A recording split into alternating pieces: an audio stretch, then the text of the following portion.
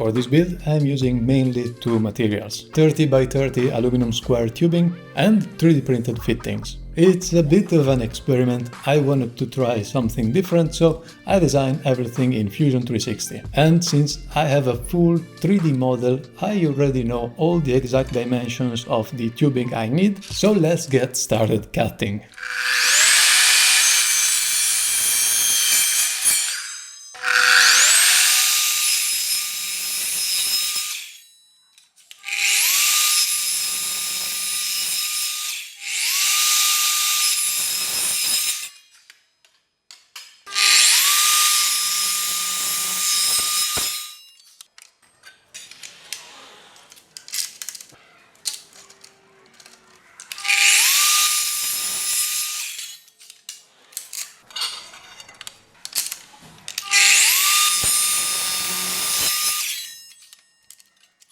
While cutting the aluminum tubing, accuracy is important. Clean and precise cuts will make assembly much easier. One could do this all with a hacksaw, it would just take a lot longer and you'd have to be extra careful with measurements, but it's possible. I have personally done similar cuts by hand back when I didn't have a machine like this one. And by the way, this is the Evolution multi-material sliding meter saw and is great. It cuts both metal and wood, and I have it mounted on the Evolution universal stand, which, while not necessary, creates a solid and convenient workstation.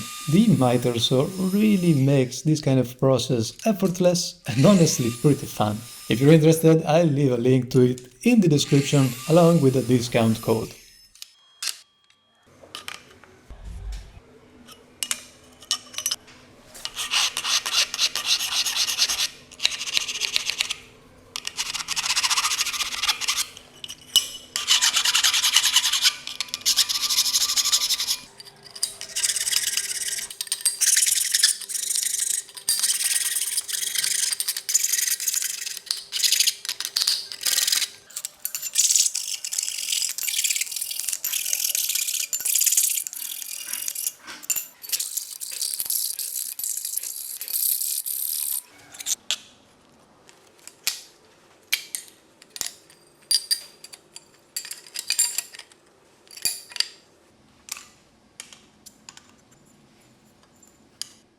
It is time to make the 3D printed corner pieces. As I mentioned, I designed these in Fusion 360 and now I can finally bring them into the real world thanks to 3D printing. For this I'll be using my new Bamboo Lab A1. For slicing I just used the default setting in Bamboo Studio and it worked perfectly right out of the box, no tweaking needed. Then of course the printing process starts, and on this machine it is extremely fast. Honestly, the leap in technology from older printers is crazy. Since getting this one, I've been printing non-stop. I even tried multicolor prints for the first time, thanks to the AMS Lite unit, and it was that simple. I found a cool model on Bamboo Studio that already had all the settings for my printer, so it was just a matter of clicking print, which can also be done through the phone app, and it works just as well. This is definitely the most reliable and beginner-friendly printer I've ever used. It's just super convenient, so much so that it makes you want to keep experimenting and printing just for the fun of it. I highly recommend checking out the A1. There's a surprising number of automatic features like a quick swap nozzle, active flow rate and vibration compensation, and full auto leveling. The auto leveling works so well that I've never had a failed print, and honestly, I've never seen such perfect first layers. There's a link in the video description if you want to check it out.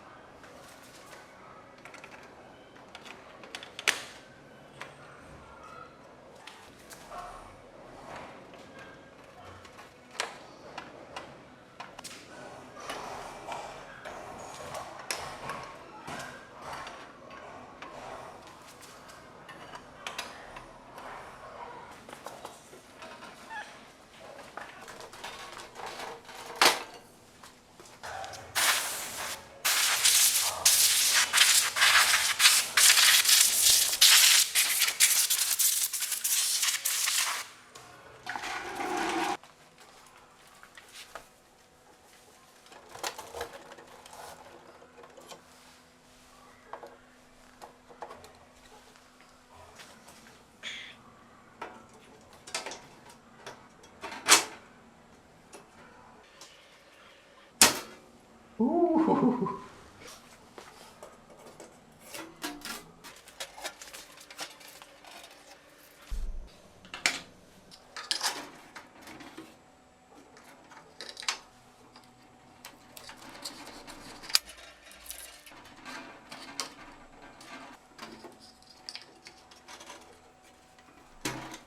So, as you can see, I ended up using double-sided tape to hold the top corner pieces in place. I couldn't really think of a way of attaching them without visible fasteners, so instead of bolts I went with double-sided tape, and I think it should hold up well, unless of course the table gets kicked badly by accident, but for now it seems fine. Overall, I'm really happy with how this turned out. I think it looks great, is functional, and it's awesome to finally have my Millennium Falcon on display like this, safe and protected from dust. And that's it. Let me know what you think. Is this build method worthwhile, or would you have done anything differently? Thank you very much for watching, and I'll see you in the next project. Bye bye.